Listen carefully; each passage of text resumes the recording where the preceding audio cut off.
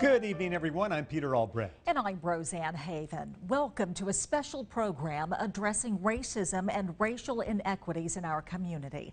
This is the second town hall style show we've done this summer on WKRG News 5 addressing this very important issue. We'll be on air tonight here on WKRG 5 until 7 o'clock, and then we'll continue our discussion on Facebook Live and also online at WKRG.com. With COVID-19 protocols, our panel of guests is joining us remotely tonight. We'll have Mobile Police Chief Lawrence Batiste and NAACP President Robert Clopton, Mobile Public Safety Director James Barber, and Baldwin County Sheriff Hoss Mack initially said that they had planned to join us, but they told us today that other things had come up. We also extended an invitation to Pensacola Mayor Grover Robinson, but he declined. Now, if we look closely, we will all realize that we have more in common than we think. There is more that unites us than divides us. That's why we're here tonight for this live WKRG News 5 special, Road to Unity. It's part of our mission at WKRG and our parent company, Nexstar Broadcasting, to help our communities get beyond division and start moving forward. So we want to thank you for being a part of that effort and this conversation tonight. Well, the incident that is really forefront right now across the country is the shooting of Jacob Blake in Kenosha, Wisconsin. He was shot 4 times in the back by a police officer who fired a total of 7 shots. Blake was opening the door of his vehicle when this happened. Blake is now paralyzed, and this incident has led to protests across the country in Kenosha, other cities, and even here on the Gulf Coast. So we're going to go ahead and open the floor to our panelists. What does the shooting of Jacob Blake say about the current state of race relations in America? Now, Chief Batiste, why don't you answer that one first? I don't know if it speaks as much to the issue of race relations as it speaks to what people are describing as a pattern of behavior by law enforcement officers. You know, I don't know enough about and so I'm looking to kind of talk about what's happening in Kenosha to try to give a perspective based off the limited information that I have. But I do know about what's happening here in Mobile and how things are happening around and shaping up around the issues of race relations here. And I would like to say, you know, if nothing else, thank you for the commitment for those that are protesting here in our community and those that have been tolerant of protests here in our community and the way that they've conducted themselves. And so as a law enforcement officer here, as chief law enforcement officer here, I'm thankful for our community for doing it and supporting the protests in the manner we have. And Mr. Clopton, what were your initial thoughts when you heard about this event that took place in Kenosha and saw the video that has just really shocked so many people? That's a good question, and thank you for having us here tonight. But I just want to reiterate, since our founding, the NAACP has worked hard to eliminate racial strife, racial hatred, and discrimination, and to ensure the political education and social and economic equality of all persons.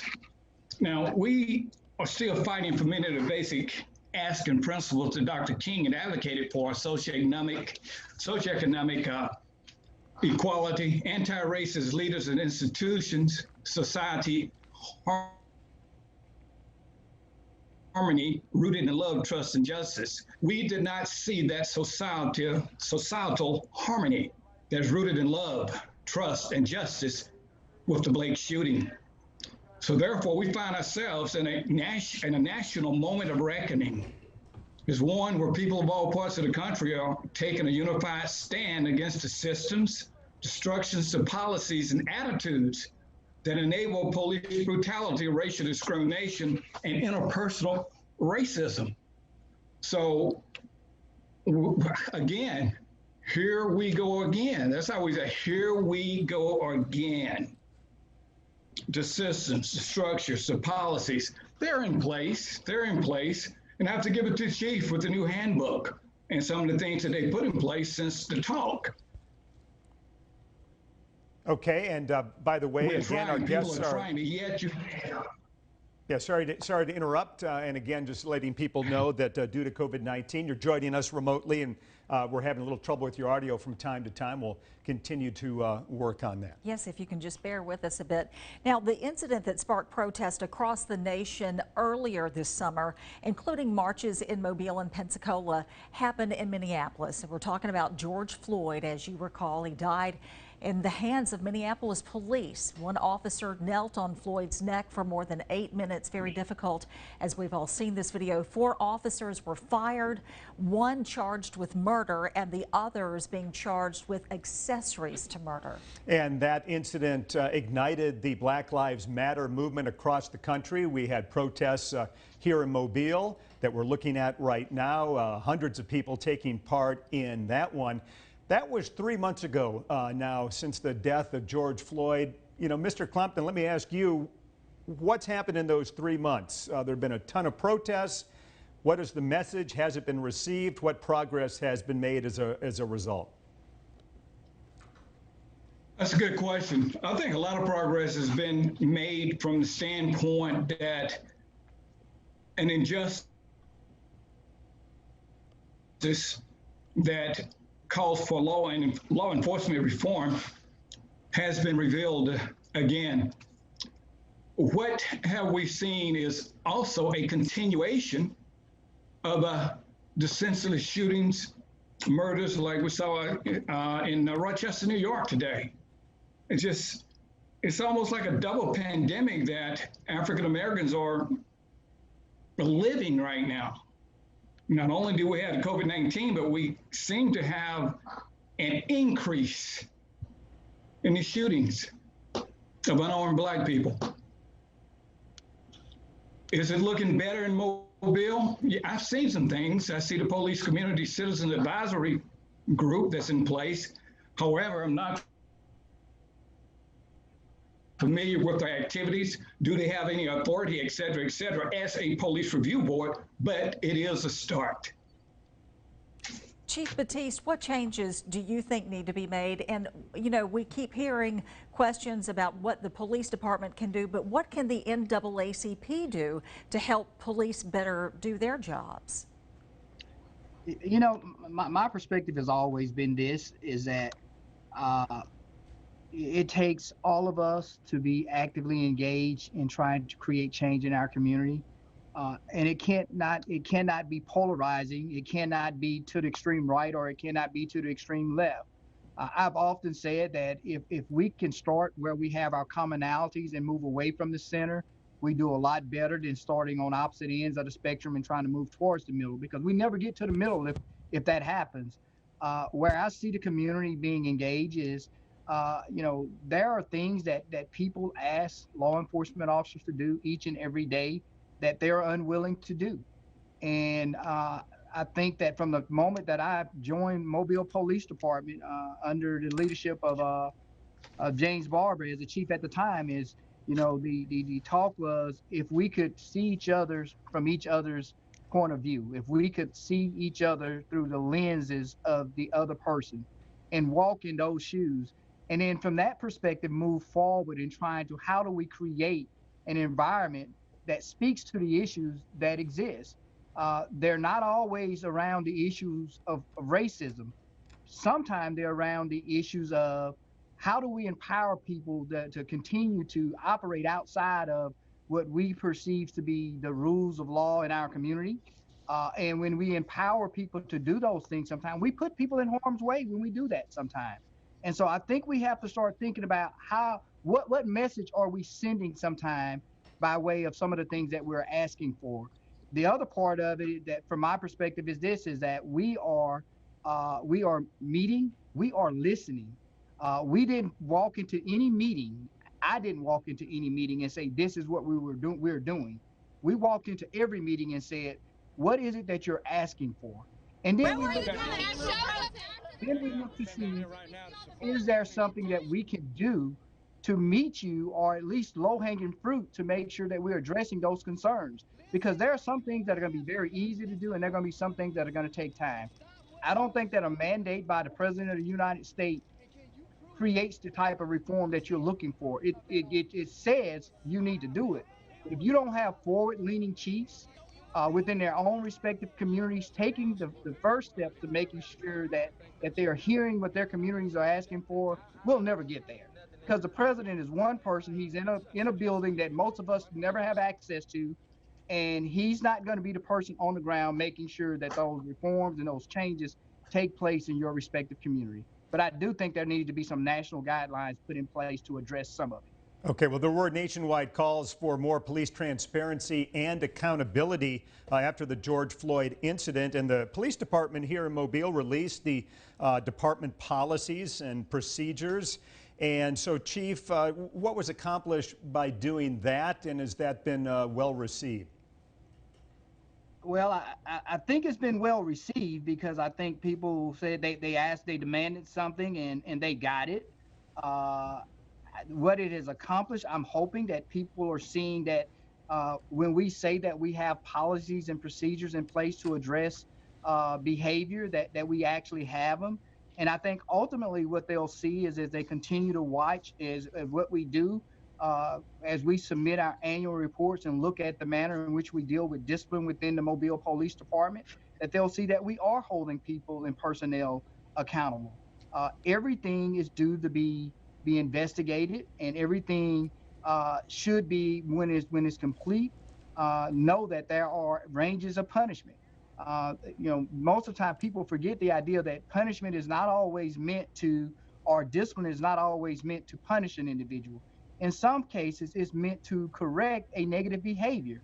And so if you're not thinking from that perspective as a leader, if you're not thinking from that perspective as a citizen, what is it that you hope to accomplish? Because many of us that work on other jobs, if they do something on a job, they don't think it's always something that they should be fired for. Sometimes it's, can you give me some better training? And so those are things that we look at. And so I think that we'll continue to try to finish up getting all of the policies and procedures released. And of course, as people have questions about different ones, we'll be glad to sit down and talk to them about them. All right, thank you, Chief. Next question for our NAACP President Robert Clopton. Do you feel like the Mobile Police Department has done enough to answer the calls of the community, and it's making the effort that you feel like it should be in resolving these issues? From working with the Mobile Police Department, and respect I have as Chief Baptiste, looking at reading the 30-page new handbook, looking at the Police Community Citizen Advisory Committee, which has also been put in place recently. Prayerfully, they have power. I think that they're doing a lot. I think they're going in the right direction. There are no ands, ifs, and buts about that. You have to give credit where credit is due. But as I said earlier, as African Americans, we have varying health crises out there. And what we're seeing and what we're acting upon is things that we see right now happening in other cities. But however, a correction of avenues of things that don't work must be put into things that do work for the communities. And that's all that we're asking for here. Instead of an opportunity. In my lifetime, it was Emmett Till, but now the young people, the people of today, are looking at George Floyd, Rashard Brooks, Sandra Bland, Breonna Taylor, now Jacob Blake, and it goes on and on and on. And at some point, respect for Black lives has to matter. All right, and we want to get our viewers' input here tonight during this discussion. And our Amber Grigley has been checking out Facebook, seeing some of the comments and questions. And Amber joins us now in the studio. That's right, Pete. I can tell you I have been watching since the very beginning just to keep track of the comments and what you guys want to ask Chief Baptiste and NAACP President Mr. Clopton. So far, we have about 250 people on Facebook Live with us right now. Please put your questions in the comment section. I am taking note of everything, and I will definitely ask the questions later on in town hall to make sure that you get the answers that you deserve. But for now, I'm Amber Grigley, WKRG News 5. And we'll take a short break and be right back.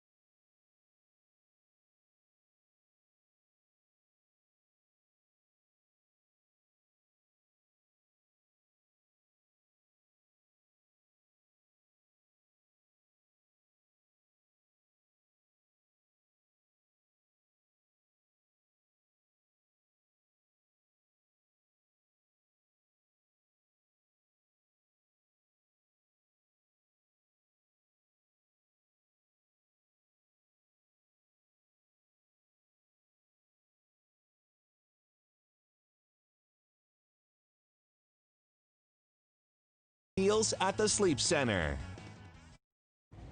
Welcome back to our special town hall, The Road to Unity. Mayor Sandy Stimpson discussed social justice and measures being taken to improve community interaction today during his State of the City address. At the height of a global pandemic, the world witnessed the death of George Floyd. Cries across America arose for social justice, specifically regarding policing. Hundreds of citizens filled our downtown streets. Mobile police officers marched beside a sea of peaceful demonstrators, diverse in age, race, and cultures, ensuring their right to make their voices heard. Their cries did not fall on deaf ears. Immediately, Chief Batiste and I engaged in community conversations, seeking ways to improve our policies and tactics. By the end of June, nerves were on end, and the negative impacts of the pandemic were compounded by the cry for social changes. All right, that's Mayor Sandy Stimpson speaking during the State of the City County meeting today. I'll ask Mr. Clompton, the mayor talked about some of the changes that have happened.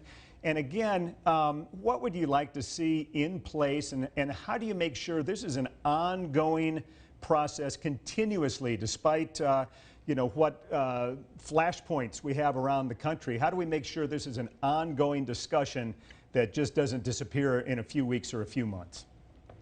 Well, first, I would like to bring notice to the police community citizens, which is that link between law enforcement and the city. Therefore, a line of communication has been established that has to happen. But we have to look at a lot of other problems that are going on here. We have to look at the lack of mental health services, which is not provided. Currently, if I'm not mistaken, we have mental patients in Metro Jail when they shouldn't be in Metro Jail. We have to put money, therefore, into the social services and homelessness. We could take that by decreasing armored vehicles. We don't need armored vehicles here for the citizens of the Mobile. The money can be put toward is including the mental health crisis. Why not divest from the federal criminal system and invest in new approaches to safety, utilizing some of those federal incentives, grants, et cetera, and also allocate some of the new money that comes in to build healthy, sustainable communities for all people. Those are some things that we can do along with communications that I feel going forward is definitely going to be beneficial for the city of Mobile. Chief, Mr. Clompton brought up some interesting points there about how oftentimes it's the police who end up having to deal with decisions that are made in other places, and whether that's in terms of cutting mental health spending, for example, or not enough programs for substance abuse. Do you feel a lot of times that the poor rank and file police officer on the street is the one who's having to deal with all these decisions that have been made outside of his hands and that he may not really be equipped to deal with? You know, I've been around doing this job for a long time, and obviously there have been times when the beat officer on the street feels like that he is being the one that's being dumped on. But when people are in crisis, they're going to call the police. That's why we have a public safety system.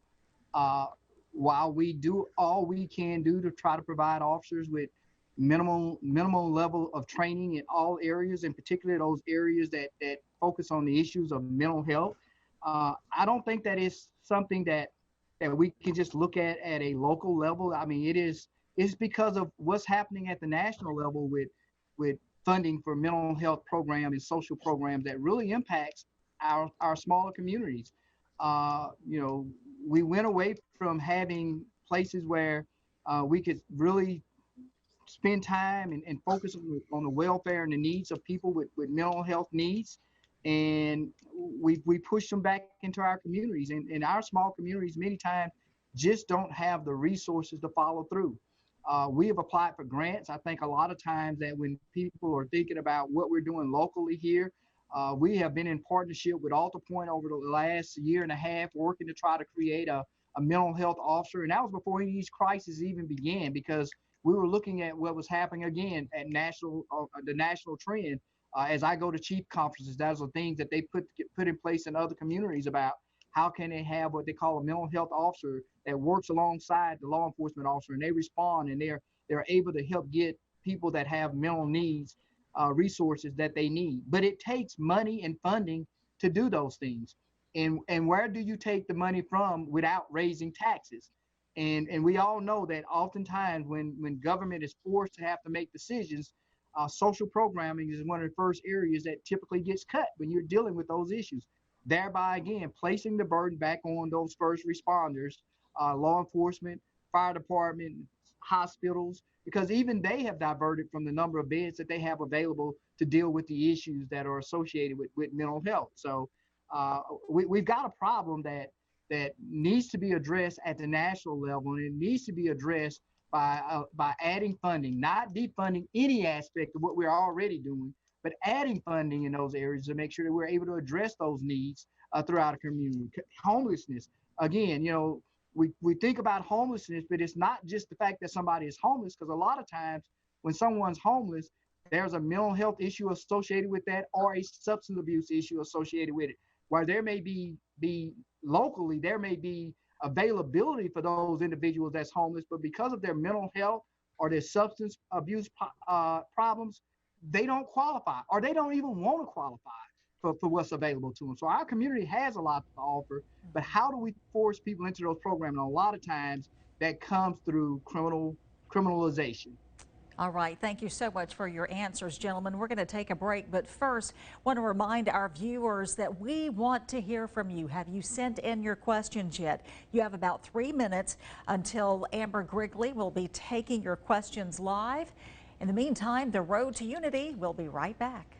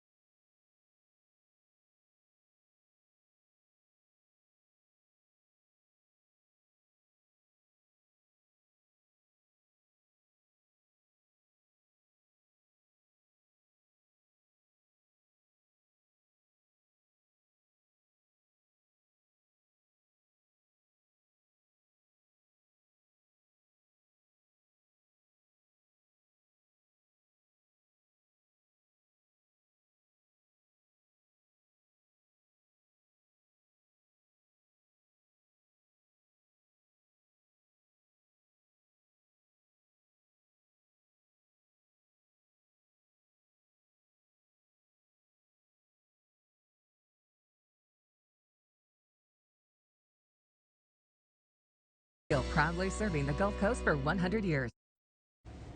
Tonight, our road to unity is just a discussion, but what actions can people take? Well, there are several ways you can get involved. The NAACP has free meetings and workshops that you can attend.